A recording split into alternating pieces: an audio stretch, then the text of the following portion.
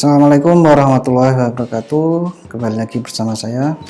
Baik teman-teman semua, kali ini kita akan melanjutkan tentang materi DevOps, yaitu tentang pengenalan Docker. Nah, sebelum kita memasuki pengenalan Docker, maka kita akan sedikit review pada pertemuan kemarin.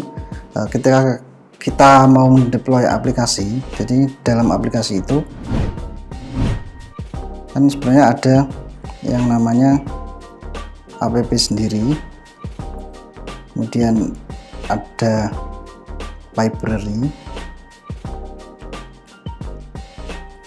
kemudian ada database. Nah, ini di lokal, kemudian kita deploy di server, maka juga akan sama. Kita punya app, library, dan database. Nah, agar deployment kita 100% berhasil, maka kita harus mendeploy semuanya ya. Dan cara mudahnya ini kita bisa cloning apa yang ada di lokal kita, kemudian kita running hasil cloningnya itu di jasa server.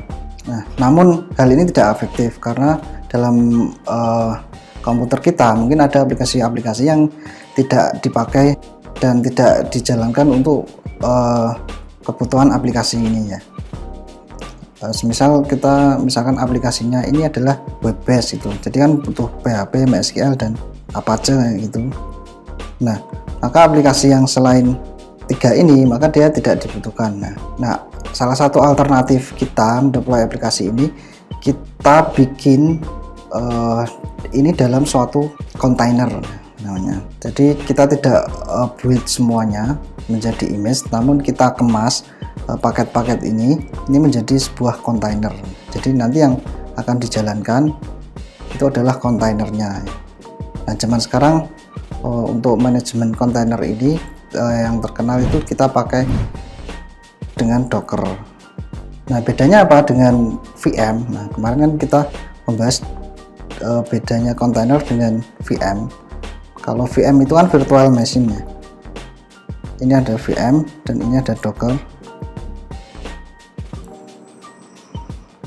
Sebenarnya hampir sama, ini sama-sama virtual.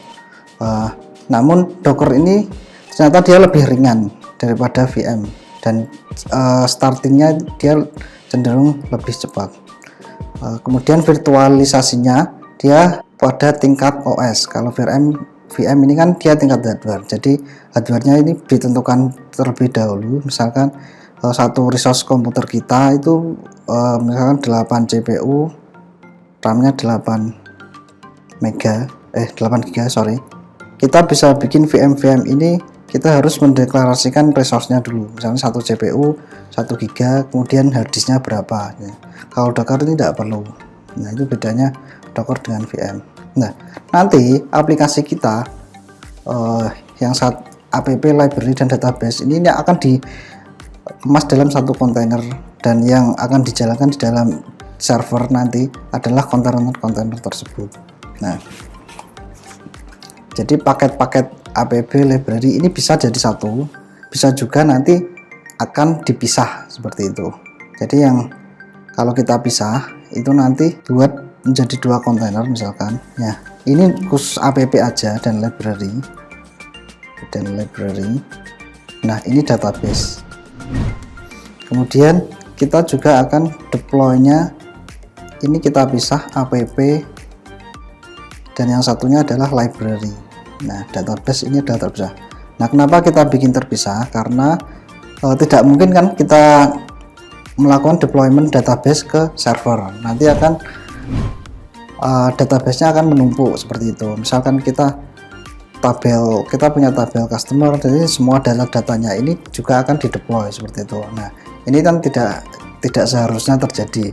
Karena apa? Karena ketika kita mendeploy aplikasi, maka yang harusnya dideploy jika database itu adalah skemanya saja. Nah, ketika kita menambahkan customer di sini seharusnya masih kosong karena kita tidak sedang menggunakan aplikasi yang ada di server, karena kita sedang melakukan uji coba di lokal seperti itu. Nah, maka database ini yang seharusnya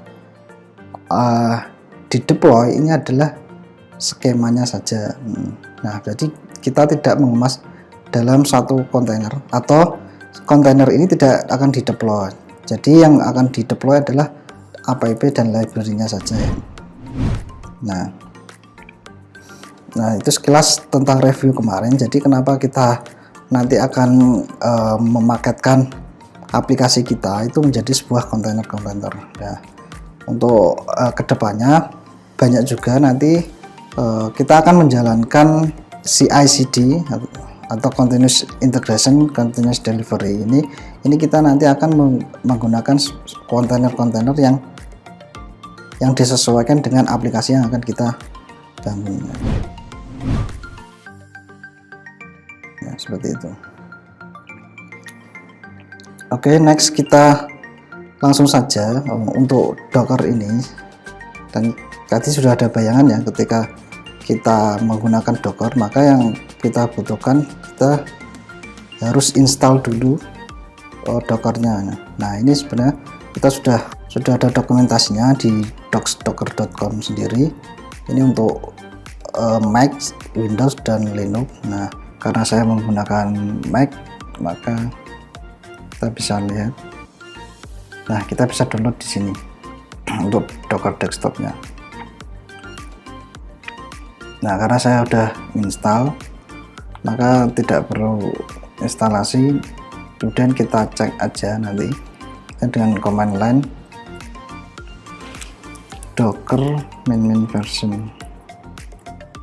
Nah, kalau udah keluar ini kita tahu Docker versinya berapa.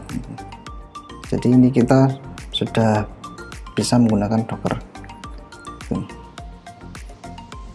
Nah, kemudian untuk mencoba-coba Docker sendiri ya, sebenarnya Docker itu kan basicnya image ya. Image itu adalah sesuatu yang dikemas itu dalam bentuk kontainer itu, kemudian diringkas istilahnya menjadi sebuah image. Nah, untuk menjalankan image itu kita perlu merunning image-nya. Nah, kita bisa jalankan dengan command docker run hello world. Nah, ini berarti dia menjalankan image yang bernama hello world. Nah, kita akan jalankan aja docker run hello world. Nah, dia kalau belum ada, dia akan mengunduh si image hello world ini dari internet. Nah, ini sukses tadi. Nah, kemudian kita bisa lihat image apa yang sudah ada dalam Docker ini. Nah, hello world ini nanti akan masuk karena kita sudah merunningnya. Untuk melihat hasil runningnya, kita bisa gunakan command docker container os. Nah, ps -a. Nah, ini nanti akan muncul kontainer-kontainer yang dijalankan oleh si Docker. Nah, ini image-nya hello world, kemudian kontainer ID-nya ini. Jadi tadi kan kita merun dari image hello world ini, jadi dia menjadi kontainer ID sendiri. Nah, ini ada namanya sendiri. Nah, untuk menghapusnya kita bisa gunakan command docker rm, kemudian kontainer ID-nya atau nama kontainernya.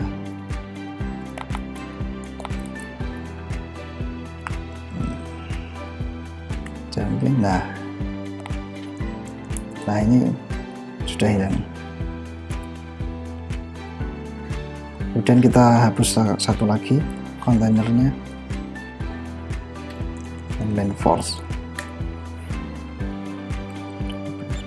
Nah, ini berarti kita sudah menghapus semua kontainer yang ada di dalam laptop.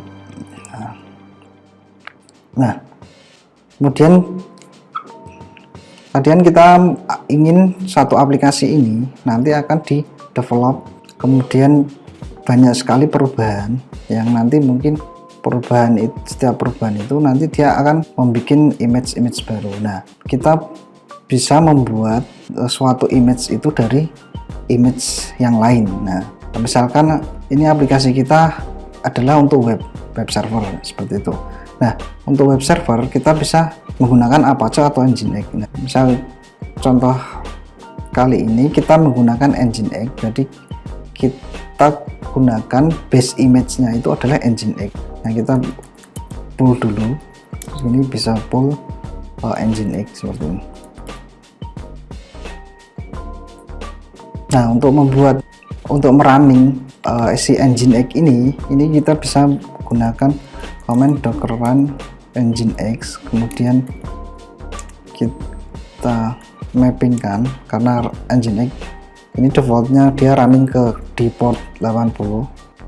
Nah, kita bisa gunakan docker run Nginx ini main p, ini artinya dia memappingkan port 80 yang ada di kontainer, kemudian dia akan diekspos ke port 8000 nya.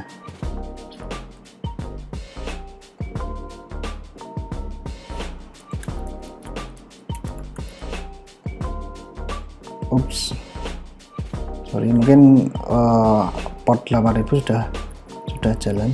Coba kita ganti port 7000.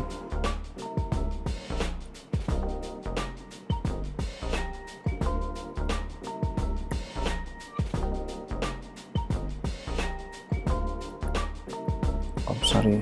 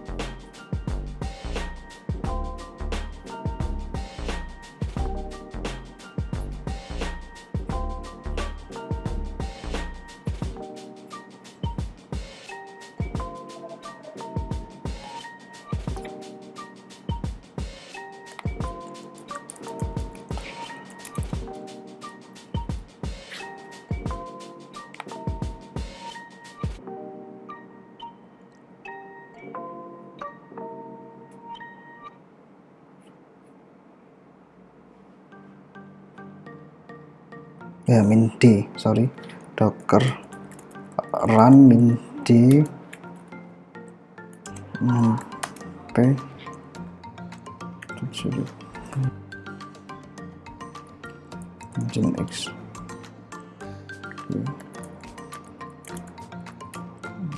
Nah, kita akan dapatkan satu kontainer ini dia running di port 7000. Maka kita akan akses localhost 7000, dia akan keluar default dari Nginx. Nah, ini karena kita merun image Nginx, maka dia akan keluar, dia adalah default web server dari Nginx, ini dia keluarannya seperti ini. Nah, aplikasi kita nanti akan dibuat bersama Nginx. Jadi untuk mengisi konten yang ada di Nginx ini kita bisa menggunakan satu konfigurasi yang namanya ada docker file.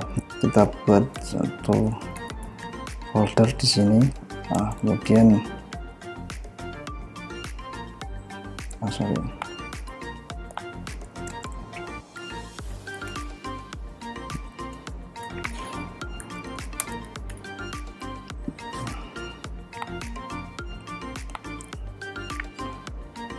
nah, kita buat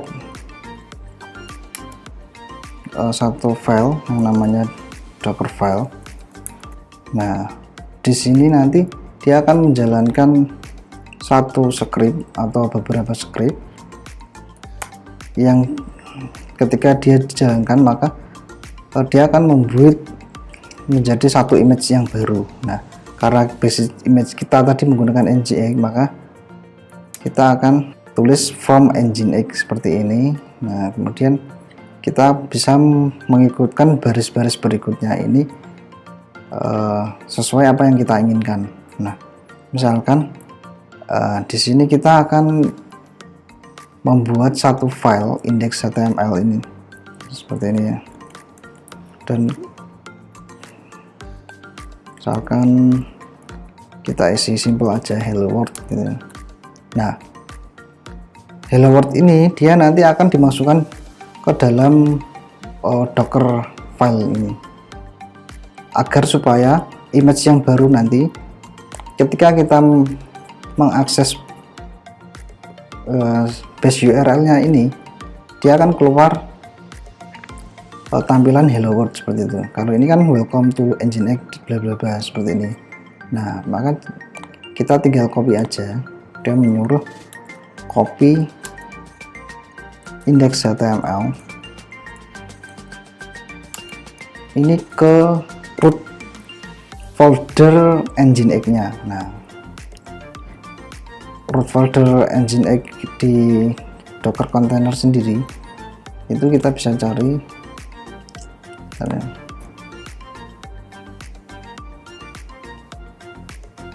Nah, ini kita copy index.html ke pet usr share nginx html index.html. Nah, kita copy aja. Nah, kemudian save. Nah, kita jalankan build image yang baru tadi ini dengan command docker build titik maintain. Nah, ini nama image-nya, misalkan simple web server. Nah, maka kita akan punya image yang baru. Nah, namanya adalah simple web server ini.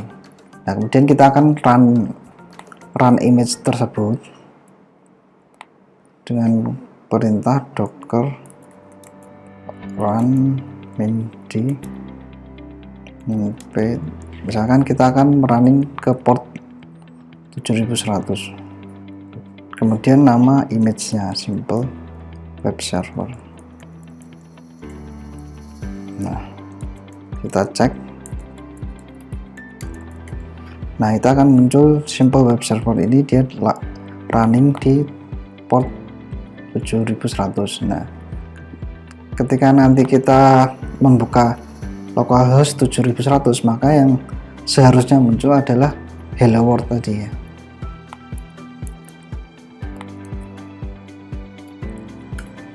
Nah, jadi dia running di satu kontainer yang lain dengan image yang lain. Nah, seperti itu. Jadi konsepnya ketika kita akan buat aplikasi itu kita harus mendapatkan base image-nya sendiri. Ketika kita membuat aplikasi PHP ya berarti base image-nya itu bisa menggunakan Nginx plus PHP FPM atau mungkin bisa PHP plus Apache dan sebagainya. Nah, kalau image kita, kalau aplikasi kita menggunakan Node.js ya berarti kita image-nya adalah Node.js, base image-nya adalah pakai Node gitu ya. Nah, semua image-image yang basic ini biasa kita dapatkan di hub.docker.com. Nah, misalkan kita cari Node.js.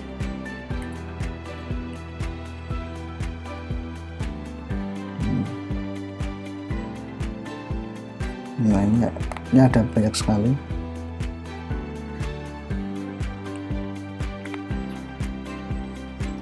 Atau Node aja gitu. Nah, ini biasanya kalau seperti ini dia adalah base image.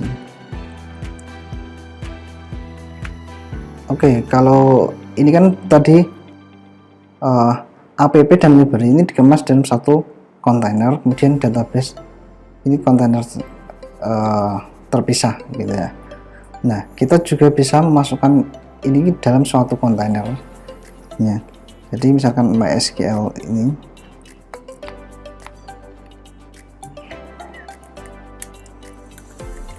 kita bisa run. Nah, seperti ini ya. Ini basic untuk MySQL. Ini kita bisa running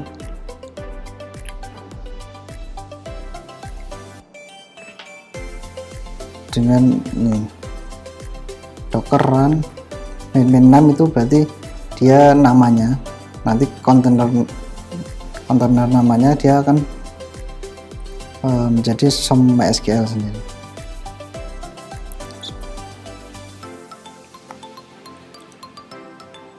Nah,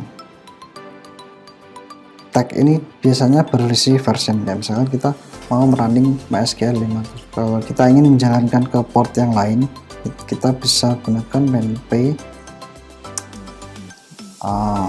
Biasanya kan MySQL portnya 3306. Nah, kita coba jalankan di lokal dengan port 3307, maka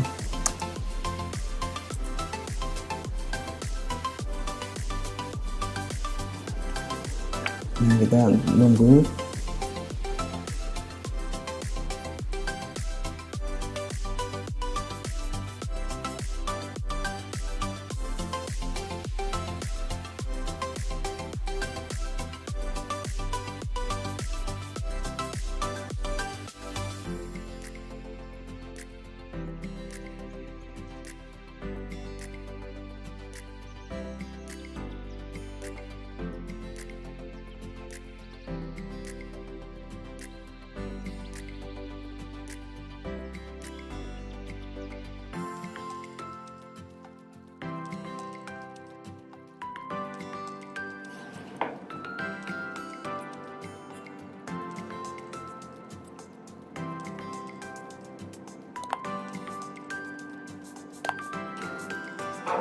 Nah, ini kita sudah running. Untuk MySQL nya kita coba lihat dengan command docker container ls. Nah, kita sudah dapatkan. Nah, kita sudah bisa lihat bahwa MySQL nya ini sudah jalan di port 3307. Dan coba kita cek masuk ke MySQL ini, kita dengan command MySQL menu root manp, manp besar ini artinya dia jalan di port berapa, 3307 manp, maksudnya masuk ke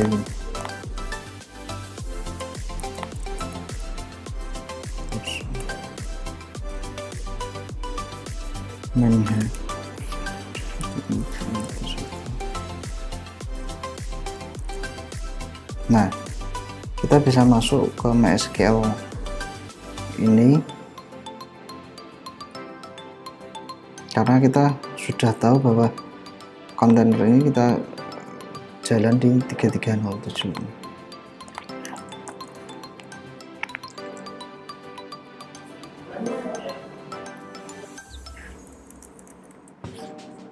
Oke teman-teman semua, kembali ke konsep yang awal tadi bahwa ketika kontainer ini kita bikin kontainer, kemudian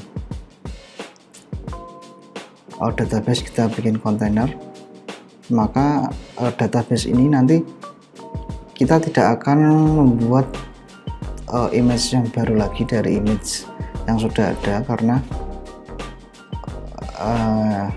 sifatnya database ini kita tidak harus sama antara lokal dan server, berbeda dengan aplikasi seperti itu. Jadi nanti untuk deploymentnya sendiri kita menggunakan database migration. Nah, untuk next selanjutnya kita akan membahas database migration ini, bagaimana implementasinya dan deploymentnya ke server ini. Oke teman-teman semua, sampai jumpa di course yang selanjutnya.